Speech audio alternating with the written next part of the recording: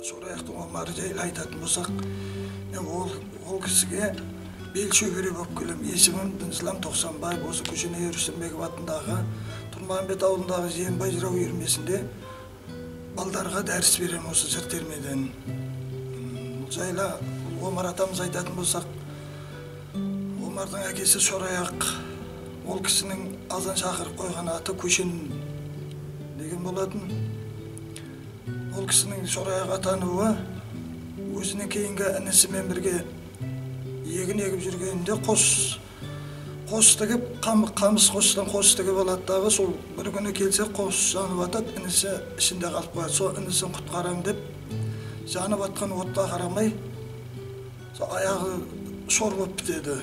Сол шор болып біткеннен кейін жеңгелері, атын атай алмай жүрген жеңгелері Шораяқ деп айтып кеткен. Тарихта сол Шораяқ есімі қалып, Көшен аты ұмытылады. Бұл кісіде тіркес бар. Мысалы үшін Тұрмағанбет ақында Тұрмағанбет деп не қылатын болса, бұл кісілерді Шораяқтың Омары деп тіркесенген ат. 24-ші жылы, өзі 1878 жылы осы Қармақшы ауданының Майлыөзек ауылында дүниеге келген. 1924 жылы 46 жасында бұл кісі қайтыс болады. Тәрбиелеп атқан балдарымызда осы кісілердің өлеңдері бар, жыр дастандары бар. Соларды жаттатып, соларға дәріс беріп жатырмын. Ал енді мен бір-екі ауыз қосып өтейін. Бұл Шораяқұл Омар әкеміз бұл кісіні енді түпсіз терең ғұлама деп айтуға болады. Әрі ақын, әрі оқыған, ескіше жаңаша оқыған, білімі зор. Бұл кісі мезгілінде мынау заң жағында жұмыс жасаған, сот болып істеген, ел басқарған, сол кезде енді райком дейміз ғой. Сол исполком, сол жағында жұмыс жасаған бұл кісі. Жалғыз ғана ақындықпен ғана кетпеген, сол қызмет жасап, елге басшылық жасаған. Ал енді бұл кісінің жаңа айтып өтті, Дінислам ініміз, әкесі Шораяқ. Бәрі Шораяқ деп кеткен, Шораяқ батыр болған мезгілінде.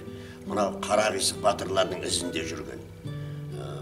Мінекей, ал енді Шораяқ ұлы Омар әкеміз қаншама деген ел басқарып, қанша сол заманда енді мынау жер дауы, жесір дауы деген болады. Соның бәрінде бұл кісілер сол дауды шешіп отырған.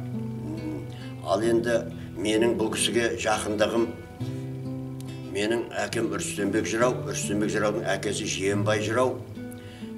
Жиенбай жырау осы Шораяқтың қызынан туады. Сөйтіп, сол кісілердің өзі жиен деп, атын Жиенбай деп қойған. Сондықтан біз енді ол кісілерге бәріміз жиен шарпып келеміз. Сондықтан осы өнер жағы да сол беттен келген болу керек. Сонан бері қарай осы жалғасып келе жатыр. Ал енді бұл кісі Шораяқұл Омар көп науқастанып, ұзақ жыл ауырып жатып, бұл кісі қайтыс болған.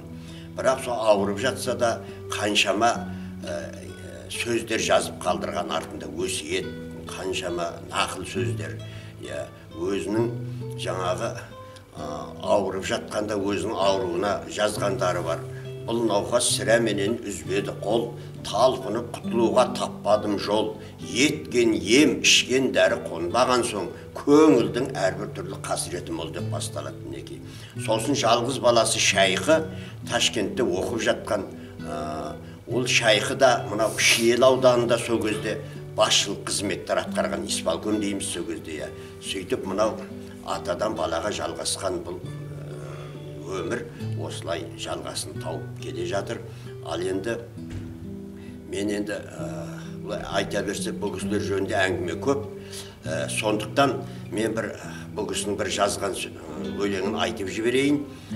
Мынау ол кезде мынау Бұхарадан бері қарай кіре тартады, бір жылдық астығын әкеп алады ел.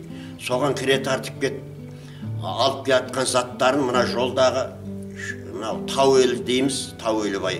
Сояқтың жастары қымызға тойып алған, солар жаңағы атпенен ерігіп келатқан жаңа көшті талап, бүкіл заттарын бәрін тартып алып, бір түйемен ғана біздің елдің адамдарын қайтарып тұрған ғой. Сонымен бұл дау шешілмейтін болғандан кейін, сонымен Шораяқтың омағын тау еліне деп жазады ғой. Сол елдің билерін, бүкіл атақты адамдарын қосып. Сонымен екі ел татуласып, жаңағы айтылған сөзді оқығаннан кейін ол елдің басшылары жастарды ұстап, оларға кінәсін мойындатып, баяғыдан бері алған затының бәрін үстіндегі жаңағы несіменен қайтып береді ғой. Төлеммен қайтып береді кейін қарай. Міне, сондағы айтқан тау ел деген сөздің бір кішкене үзіндісін айтып берейін.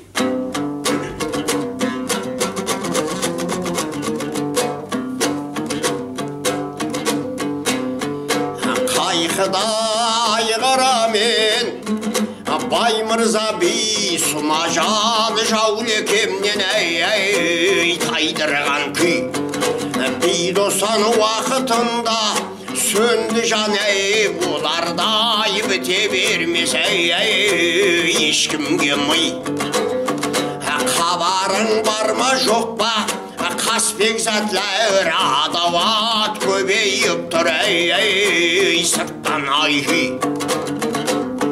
Арасын екі ауылдың ашы қылмай баланың телі жүрісі тентегін тый. Бұл бала білдігенше жұмыс қылсай ойыннан от ұшқында шықпай маши.